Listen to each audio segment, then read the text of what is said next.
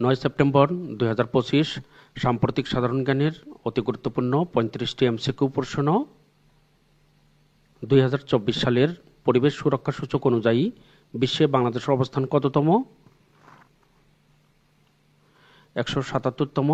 2024 সালের পরিবেশ সুরক্ষা সূচক অনুযায়ী বিশ্বে বাংলাদেশের অবস্থান 177তম। এশীয় উন্নয়ন ব্যাংকের মতে বর্তমানে খেলাপি ঋণের এশিয়ায় শীর্ষ দেশ কোনটি? বাংলাদেশ। এশীয় উন্নয়ন ব্যাংকের মতে বর্তমানে খেলাপি ঋণের এশিয়ায় শীর্ষ দেশ বাংলাদেশ।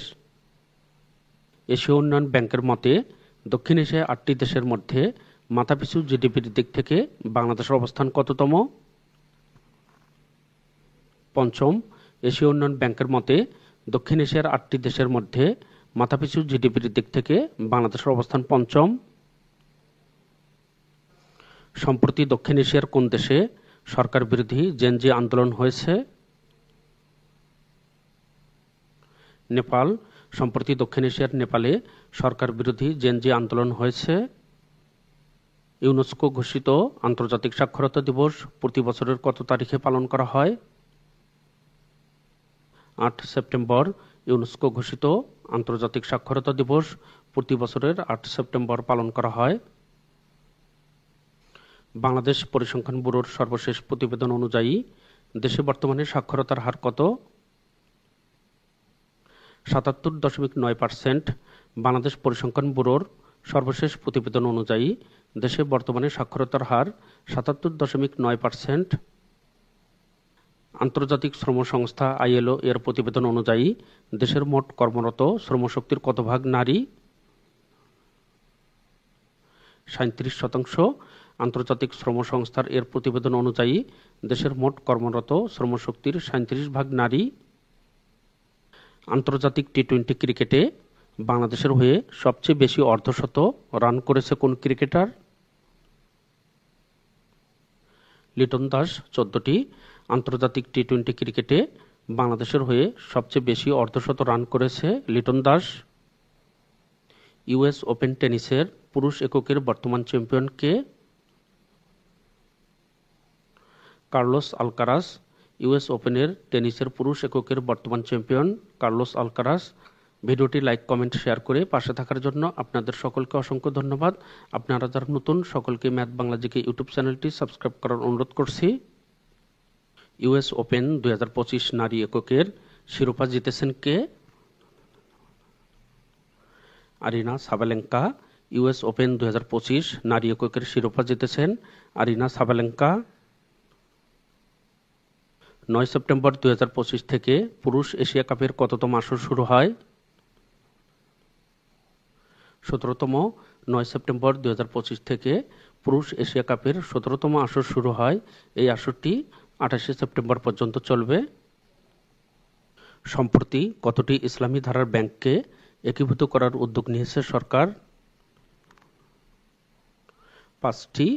সম্প্রতি 5টি ইসলামী ধারার ব্যাংককে একীভূত করার উদ্যোগ নিয়েছে সরকার। চলতি 2025-26 অর্থবছরে সরকার মূল্যস্ফীতির লক্ষ্যমাত্রা কত নির্ধারণ করেছে?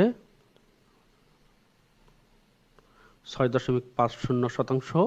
চলতি অর্থবছরে সরকার মূল্যস্ফীতির লক্ষ্যমাত্রা 6.5% নির্ধারণ করেছে। স্বাস্থ্য ও পরিবার কল্যাণ মন্ত্রণালয় প্রকাশিত সাম্প্রতিক প্রতিবেদন অনুযায়ী দেশের মোট জনসংখ্যার কত ভাগ মানুষ গ্রামে বসবাস করে? 62%। স্বাস্থ্য ও পরিবার কল্যাণ মন্ত্রণালয় প্রকাশিত সাম্প্রতিক প্রতিবেদন অনুযায়ী দেশের মোট জনসংখ্যার 62% মানুষ গ্রামে বসবাস করে। এনভায়রনমেন্টাল পারফরমেন্স ইন্ডেক্স বা পরিবেশ সুরক্ষা সূচক অনুযায়ী বিশ্বের সবচেয়ে পরিচ্ছন্ন দেশ কোনটি? এস্তোনিয়া। বর্তমানে বিশ্বের সবচেয়ে পরিচ্ছন্ন দেশ এস্তোনিয়া। সম্প্রতি ইউরোপের 3টি দেশকে E3 হিসেবে উল্লেখ করেছেন কে?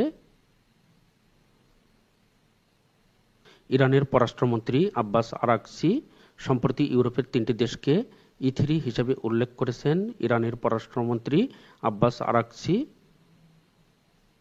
সম্প্রতি বিশ্বের কয়েকটি দেশে রক্তিম চাঁদ বা চন্দ্রগ্রহণ দেখা যায় কবে? 7 সেপ্টেম্বর 2025 সম্প্রতি 7 সেপ্টেম্বর 2025 তারিখে বিশ্বের কয়েকটি দেশে রক্তিম চাঁদ বা চন্দ্রগ্রহণ দেখা যায়। সম্প্রতি 6 সেপ্টেম্বর 2025 তারিখে ভেনিস চলচ্চিত্র উৎসব কোন দেশে অনুষ্ঠিত হয়েছে? ইতালি।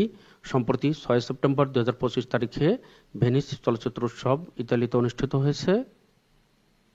দেশের মোট রপ্তানিকৃত আলুর প্রায় 80% কোন দেশে রপ্তানি হয়? মালয়েশিয়া। দেশের মোট রপ্তানিকৃত আলুর প্রায় 80% মালয়েশিয়ায় রপ্তানি হয়। বাংলাদেশে আনুষ্ঠানিকভাবে স্টারলিংক ইন্টারনেট সেবা চালু হয় কবে? 20 মে 2025 বাংলাদেশে আনুষ্ঠানিকভাবে স্টারলিংক ইন্টারনেট সেবা চালু হয় 20 মে 2025 তারিখে। 5G এর চেয়ে 10 গুণ শক্তিশালী 6G চিপ উদ্ভাবন করেছেন। উপরের সবগুলো 5G এর চেয়ে 10 গুণ শক্তিশালী 6G চিপ উদ্ভাবন করেছেন চীনের packing university, Hong Kong city university, যুক্তরাষ্ট্রের ক্যালিফোর্নিয়া বিশ্ববিদ্যালয়, সান্তা বারবারার গবেষকরা। উপরের সবগুলো। বাংলাদেশে নিযুক্ত পাকিস্তানের নতুন হাই কমিশনার কে? ইমরান হায়দার।